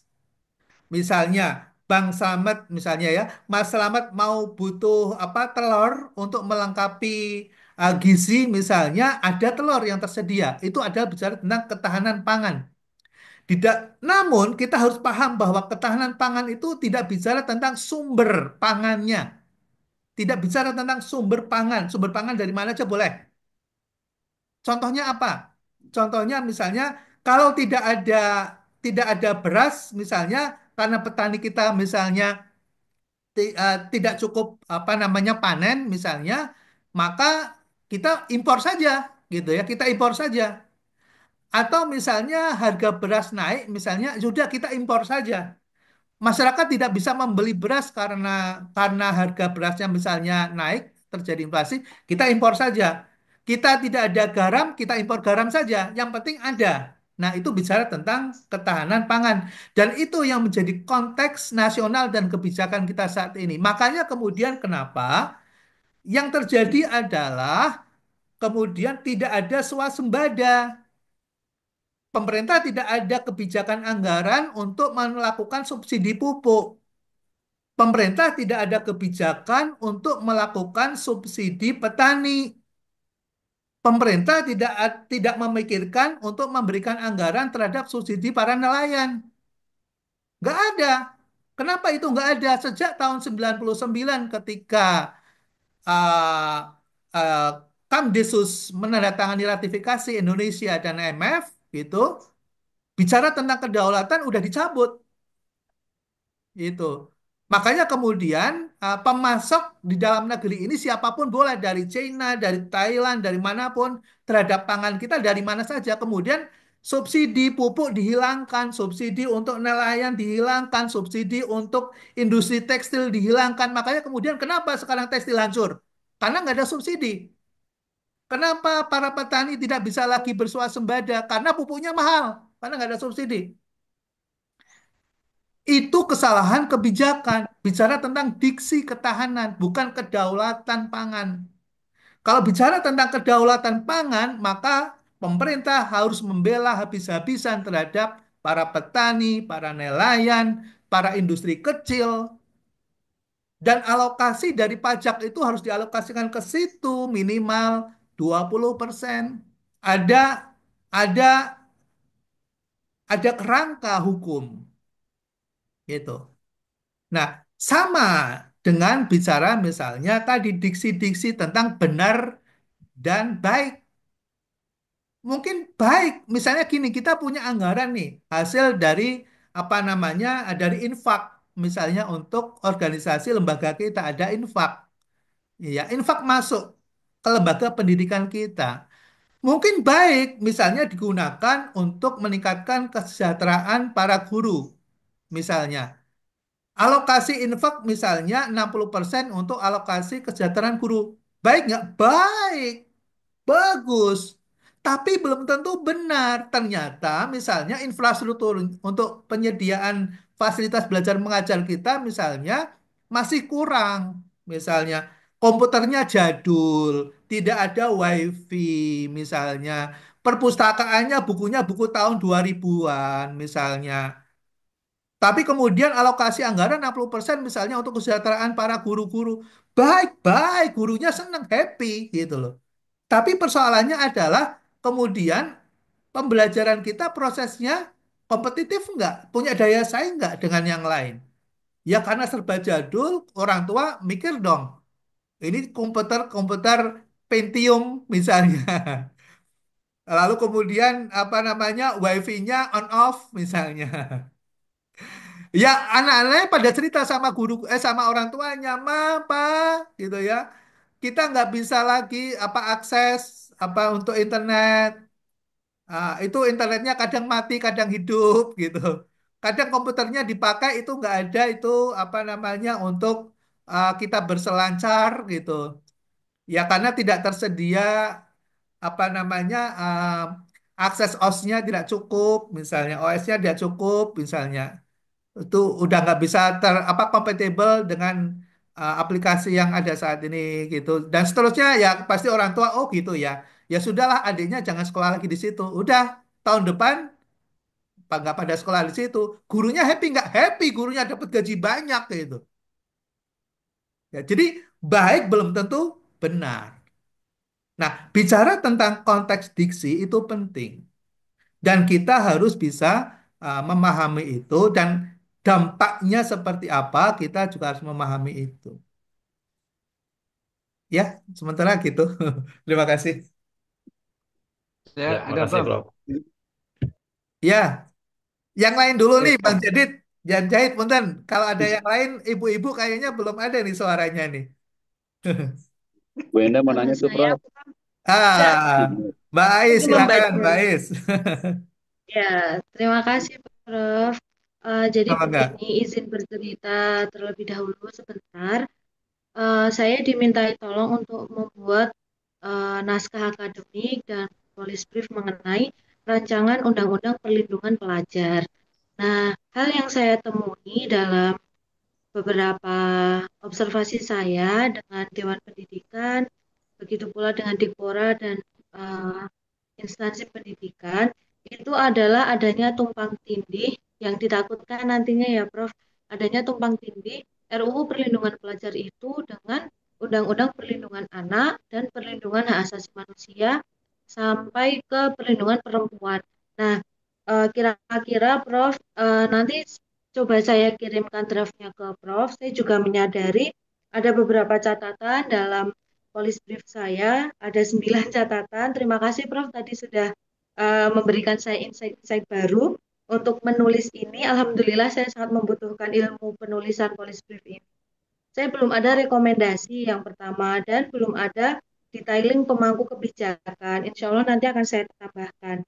Nah, pertanyaan saya, Prof, bagaimana sih cara saya untuk memilih pendekatan yang metodologis, yang tepat dalam naskah akademik agar dapat memperkuat klaim akademik atau ilmiah dan relevan dengan isu kebijakan itu. Jadi karena tadi saya takutnya ada tumpang tindih, ada nggak Prof kira-kira strategi apa yang harus saya lakukan dari tulisan tersebut supaya nanti draft undang-undangnya nggak tumpang tindih dengan perlindungan anak, perlindungan hak asasi manusia dan perempuan. Begitu Prof. Terima kasih. Mohon maaf.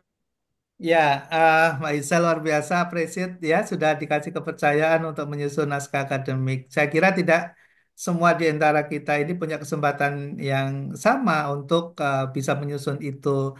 Ini kesempatan yang sangat baik dan saya kira ada tanggung jawab sosial ya, tanggung jawab moral yang besar ya ketika kita menyusun suatu naskah akademik karena akan menyangkut banyak orang.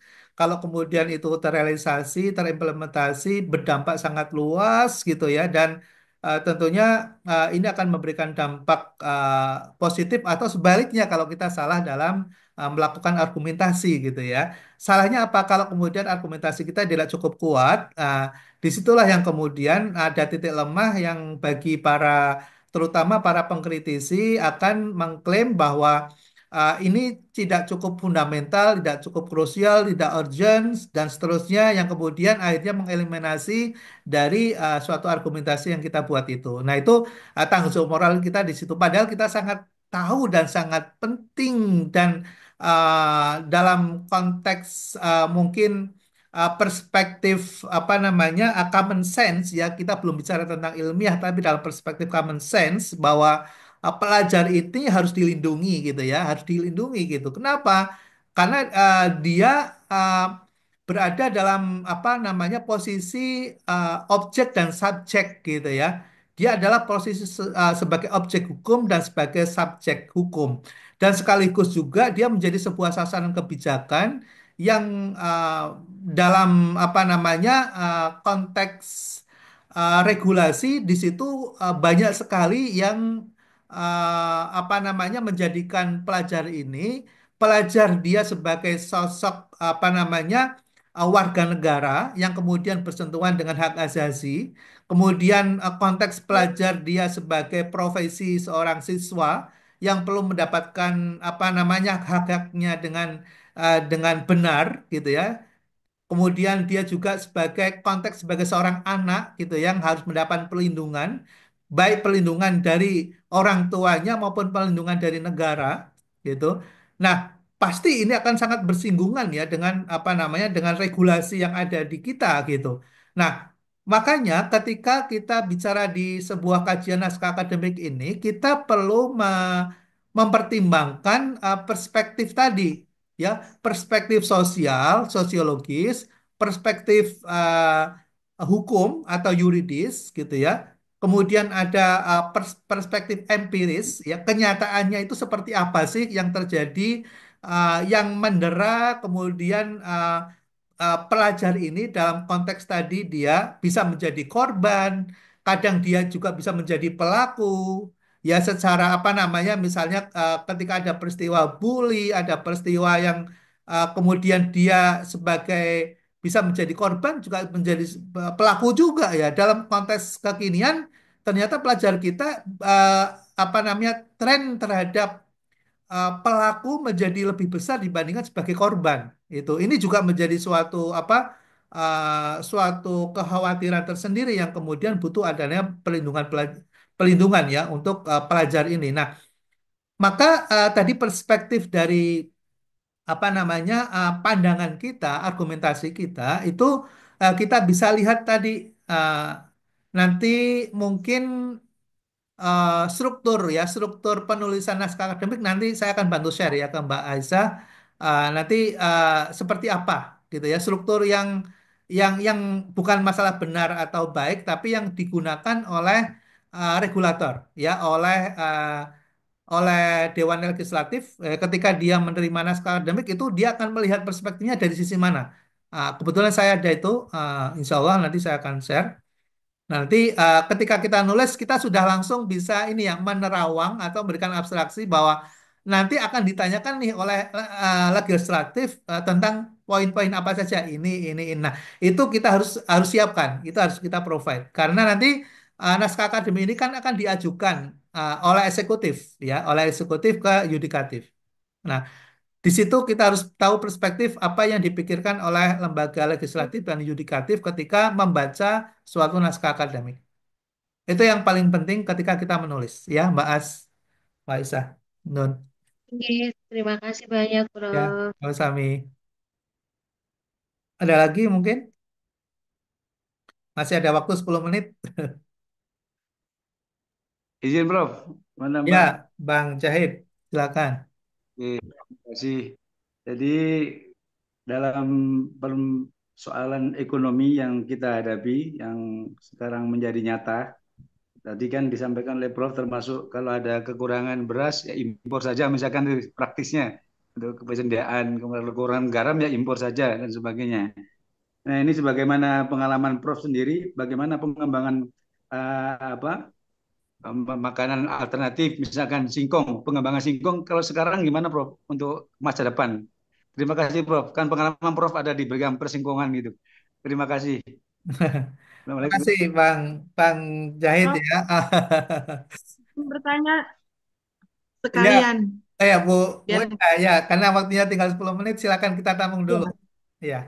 Bang, tadi saya mendengar terkait tentang diksi terkait dengan penggunaan atau pemilihan kata yang tepat dan cermat dalam suatu karya tulis yang nanti kita ketika presentasikan kita ucapkan itu berpengaruh eh, di depan gitu loh, Prof. Gaya bahasa yang tepat mempengaruhi argumen kita gitu loh. Jadi apakah ada apa ya, ada trik-trik khusus karena ketika kita berusaha mempertahankan menyampaikan argumen kita kadang-kadang kan kita eh, deg-degan dan sebagainya, nervous gitu ya, Prof. Meskipun bukti sudah kita punya sangat jelas, tetapi tadi, Prof, gaya bahasa. Di sini saya baca pengaruh gaya bahasa, efek gaya bahasa pada argumen. Gaya bahasa yang tepat dapat meningkatkan efektivitas argumen. Nah, kalau misalnya seperti saya nih, Prof, yang deg-degan begitu, ketika belum ditanya saya udah deg-degan duluan, itu gimana, Prof, mengantisipasinya? Padahal saya sudah punya bukti yang kuat, argumen yang kuat. Terima kasih, Prof. Ya, ya, makasih Mbak Indah. Saya akan jawab dari Bang Jahid dulu. Eh, ya, tadi bicara tentang ketahanan dan kedaulatan. Ini juga nanti akan berimpact kepada kebijakan itu pasti ya. Makanya kemudian sekarang kita mendengar istilahnya hilirisasi, ya hilirisasi. Hilirisasi itu apa sih sebetulnya? Hilirisasi itu kan pengolahan ya, pengolahan dari hasil suatu produksi untuk masuk bisa dikonsumsi langsung oleh konsumen menjadi barang jadi. Itu adalah hilirisasi. Nah, sementara untuk bicara tentang bicara tentang hulu, bicara tentang sumber produksi, bicara tentang teknik produksi dan sebagainya yang kemudian terabaikan oleh kita dalam konteks hal ini adalah pemerintah, ini yang kemudian menjadi isu sebetulnya yang tidak pernah sempat dibicarakan di publik gitu ya. Bagaimana kita bicara tentang pabrik tekstil yang gulung tikar sekarang ada 11 pabrik tekstil besar yang di dalamnya ada sekitar 2,7 juta orang yang akan kemudian menjadi penganggur ya, layoff ya. Layoff sekarang di pengangguran sangat banyak di sektor tekstil. Belum lagi bicara di sektor produksi pangan di apa namanya sawah yang kemudian sekarang sudah terpangkas hampir separuh, yang 49% tanah sekarang sudah berganti fungsi alih lahan dari pertanian ke industri dan properti ya. Artinya kita sudah kehilangan hampir separuh tingkat produktivitas pangan kita sebetulnya ya. Nah, itu tidak menjadi concern gitu ya. Itu menjadi concern. Lalu kemudian yang dilakukan sekarang misalnya dengan mencetak lahan baru di misalnya di Papua dan di Kalimantan ya. Saya kemarin beberapa waktu yang lalu ketemu dengan mantan Menteri Kehutanan. Saya nggak perlu sebut namanya. Uh, tapi langsung bertemu dengan beliau dan beliau sempat seperti mau menangis begitu. Kenapa? Karena judulnya cetak lahan itu adalah sebetulnya mengeksploitasi hutan di atas lahan itu yang ratusan apa namanya jutaan hektar, bukan ratusan ribu lagi tapi sudah jutaan hektar. Itu adalah membabat hutan dengan gratis, kayunya dilempar gitu ya, diambil oleh para pengusaha itu, lalu kemudian menggunakan anggaran untuk mencetak lahan baru. Ya, lahan baru judulnya begitu. Tapi dalam kenyataannya lahan baru itu apakah kemudian langsung produktif atau tidak itu butuh waktu jangka panjang. Dan yang jelas ekosistem menjadi rusak. Ya, ekosistem menjadi rusak. Kemudian apa namanya aset hutan kita menjadi habis gitu ya, menjadi habis. Lalu kemudian dengan alasan tertentu ternyata di situ tidak layak untuk misalnya untuk cetak padi. Nah, misalnya, oh ternyata di situ ada tambang. Itu hanya alasan aja bagi pengusaha untuk menambang di dalamnya itu. Ya, lalu kemudian dilobangi habis-habisan yang kemudian menjadi bancaan.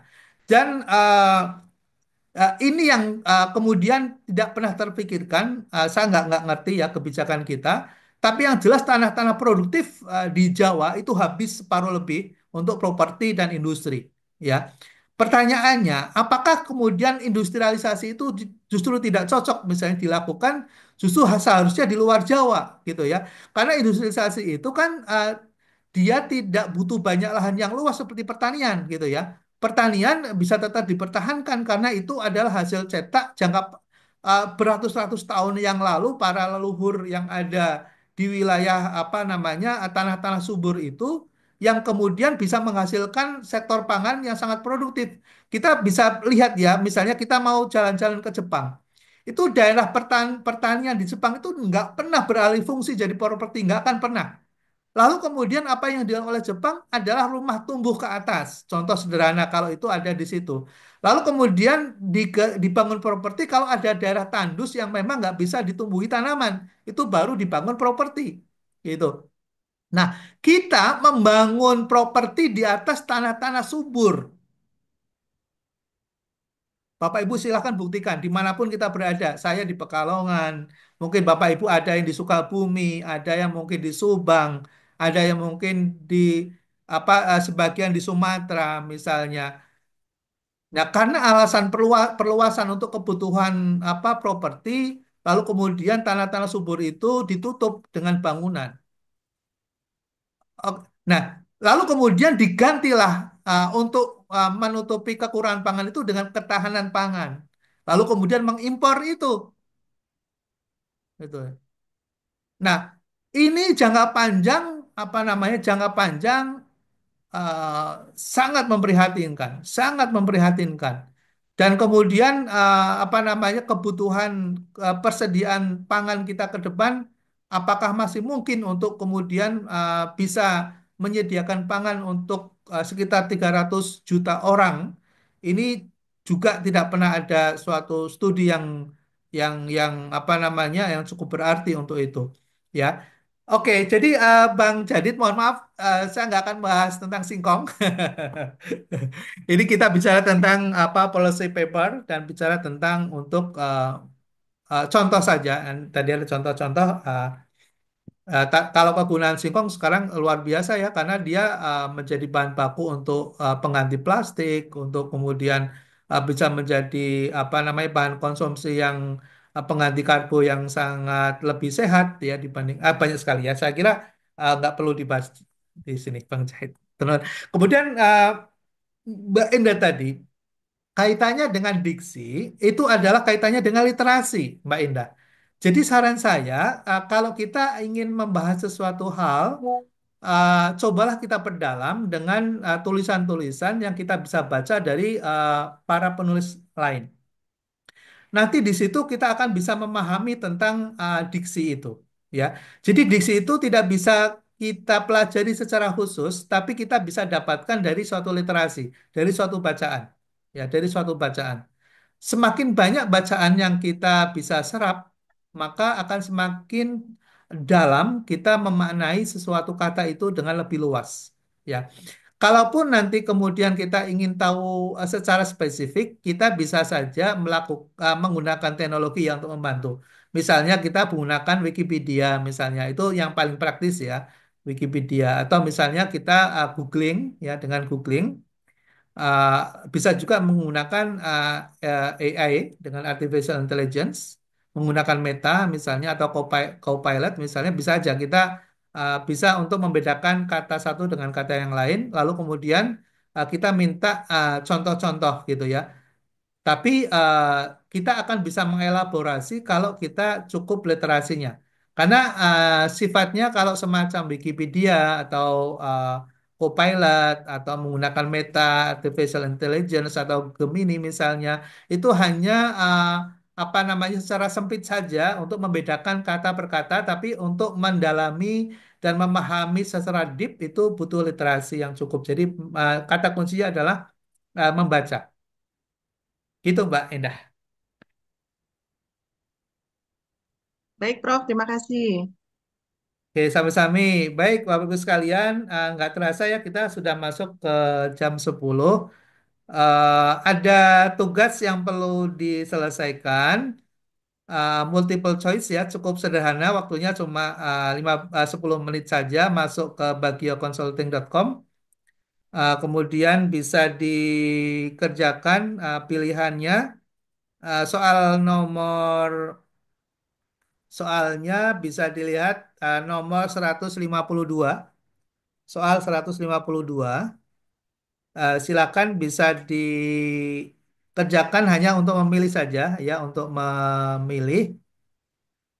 memilih A, B, C, D, multiple choice ya, pilihan ganda. Ya, untuk mengukur pemahaman kita tentang academic writing terutama untuk argumentasi ilmiah. Ya. Baik, terima kasih Bapak Ibu sekalian. Sampai di sini, mohon maaf kalau ada kata yang kurang berkenan. Kita bisa akhiri dengan kafaratul majlis. Bismillahirrahmanirrahim. Ya, Subhanakallahumma wa bihamdika. La ilaha illa anta astaghfiruka wa atubu ilaik. Alhamdulillah kita tutup dengan bacaan hamdalah. Alhamdulillahirabbil alamin. Terima kasih. Alhamdulillahirrahmanirrahim. Terima kasih, Prof. Taufiq wal hidayah. Assalamualaikum warahmatullahi wabarakatuh. Waalaikumsalam warahmatullahi wabarakatuh. Terima kasih semuanya. Selamat berlibur. Ya, Prof. sehat selalu. Terima kasih.